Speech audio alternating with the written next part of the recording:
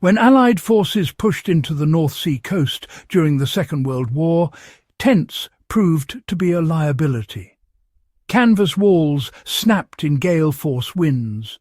Poles collapsed under constant lateral pressure. Rain, driven sideways by storms, soaked bedding and stripped heat from exhausted troops. These conditions forced military engineers and frontline units to abandon the idea that shelter meant standing fabric held upright by poles. What replaced it was a ground-hugging, wind-defeating setup that borrowed more from earthworks and naval thinking than camping tradition. This World War II shelter method endured North Sea storms because it did not fight the wind. It removed wind from the equation entirely. The core mistake of tents was exposure, not material weakness. Standard tents failed not because canvas was poor, but because tents presented vertical surfaces to horizontal wind. Every gust pushed against fabric like a sail. Even reinforced guy lines could not compensate for sustained coastal storms. Soldiers learned quickly that shelter height was the enemy. The World War II setup that replaced tents reduced height to the absolute minimum. Instead of standing inside shelter, soldiers slept below the wind line. Wind speed drops dramatically within the first metre above ground. By exploiting this, the shelter eliminated the force that destroyed tents. The setup relied on shallow excavation rather than structure. Rather than pitching tents, troops dug shallow trenches or scooped depressions into sand, soil or turf. These were not foxholes for combat, but sleeping bays sized just large enough for a body and gear. The excavation immediately provided wind protection on three sides and lowered the occupant into calmer air. Excavation also addressed water management. Trenches were shaped with slight slopes and drainage channels so rain moved away rather than pooling. You know, this principle remains highly effective today. Even a shallow depression can outperform a tent in high wind when properly drained. Shelter was completed using layered canvas, not upright walls. Instead of vertical fabric, canvas was laid horizontally over the trench, forming a low roof. Shelter halves, tarpaulins, or heavy ground sheets were used. The canvas was anchored tightly to the ground using stakes, sandbags, or buried edges.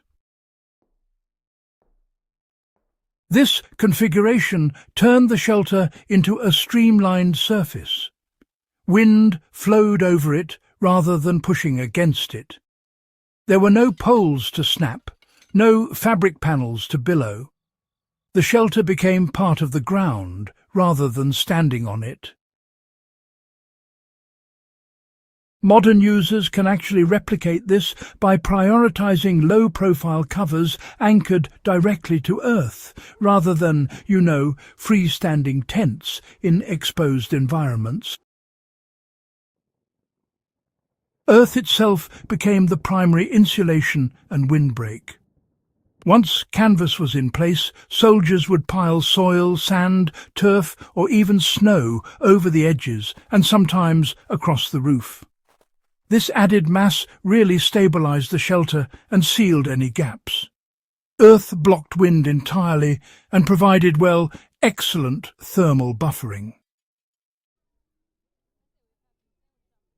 Unlike tents that cool rapidly when wind strips heat away, earth-covered shelters maintain a stable internal temperature. This was absolutely critical in North Sea conditions, where cold, wet wind accelerated hypothermia. For modern application, even partial earth banking around a shelter dramatically improves warmth and storm resistance. Entry points were designed to trap wind before it reached the body.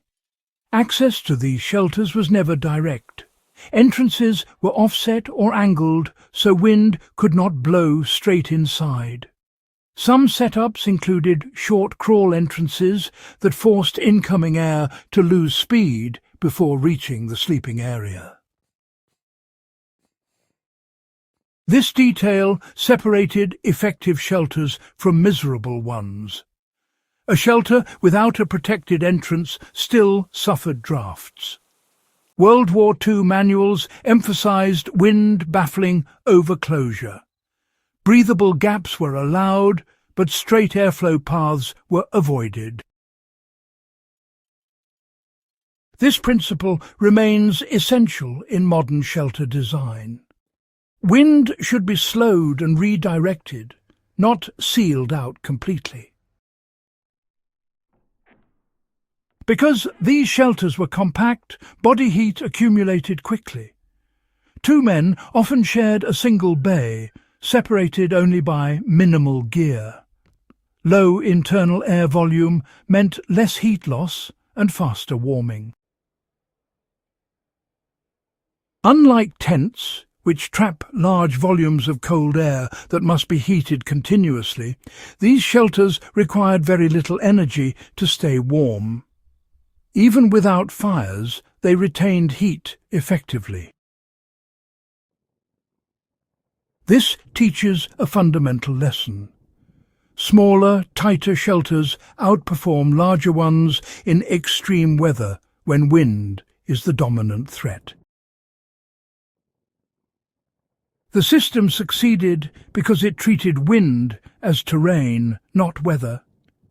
The brilliance of this World War II setup lies in how it reframed the problem. Wind was not something to resist with stronger materials. It was something to step below. By lowering shelter height, reshaping terrain, and anchoring fabric to earth, soldiers removed wind from their environment. This approach proved reliable enough to be used repeatedly along exposed coastlines, airfields, and temporary encampments where tents consistently failed. Applying this World War II method today requires, abandoning comfort assumptions. Modern campers, they expect standing room, quick setup, and portability. But this World War II shelter, it really prioritized survival above all else. Applying it today means accepting lower profiles, digging, and honestly integrating with the terrain itself.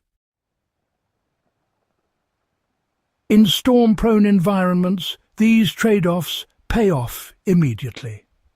Reduced noise, improved warmth, and, I must say, near total wind elimination really do outweigh the inconvenience.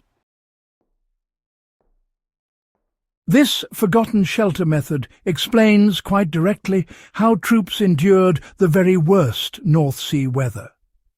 The North Sea punished anything that stood upright, and this World War II setup endured precisely because it did not stand at all.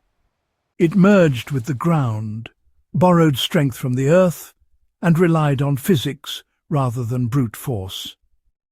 For anyone interested in historical fieldcraft, survival design, or just understanding how people adapted under pressure, this method remains, in my view, one of the most instructive examples of wartime ingenuity.